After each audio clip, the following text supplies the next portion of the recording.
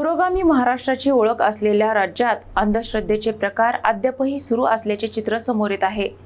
अकोला जिल्ह्यातील मूर्तिजापूर तालुक्यात एका कथित भोंदू बाबाचा व्हिडिओ समोर आला असून गावकऱ्यांनी आता या प्रकरणात कारवाईची मोठी मागणी केली आहे।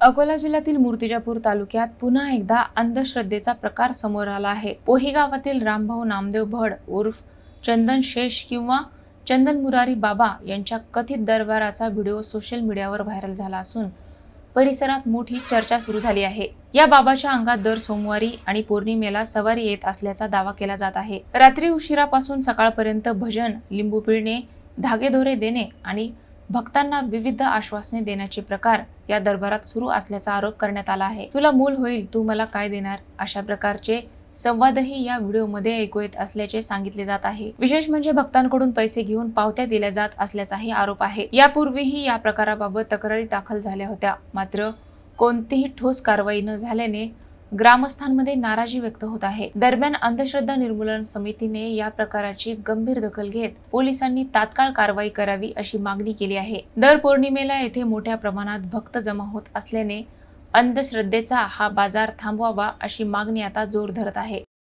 सर्वसामान्य भाविकांना त्यांच्या श्रद्धेचा, अंधश्रद्धेचा गैरफायदा घेत तुला मूल होईल अशा पद्धतीचं आश्वासन देत किंवा माझ्यामध्ये काहीतरी अलौकिक शक्ती आहे, दैवी शक्ती आहे असा दावा करत त्यांची फसवणूक करताना दिसत आहेत। काही व्हिडिओमध्ये त्याचे प्रकार आढळत आहेत। खरं म्हणजे हा अंधश्रद्धा निर्मूलन समितीच्या दृष्टिकोनातून एक चॅलेंजचा भाग तर आहेच, परंतु जादूटोना विरोधी कायद्याच्या अंतर्गत अशा प्रकारे कुणाला आश्वासन देऊन स्वतःमध्ये दैवी शक्ती असल्याचा भास आणून समोरच्या माणसांची फसवणूक करणे हा गुन्हा आहे।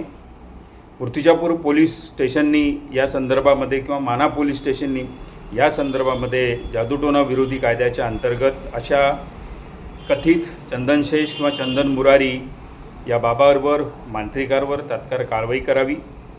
या निमित्ताने जनतेला सुद्धा आव्हान आहे की कौटुंबिक समस्यांच्या समाधानासाठी परिसरातल्या अशा कुठल्याही भोंदू बुवा बाबाकडे, मांत्रिकाकडे किंवा अंगात येणाऱ्या व्यक्तीकडे जाऊ नका। दैवी शक्ती किंवा विशेष शक्ती कुठल्याही माणसाच्या अंगामध्ये जवळ अस्तित्वात नाही, आजपर्यंत ते सिद्ध झालेलं नाही।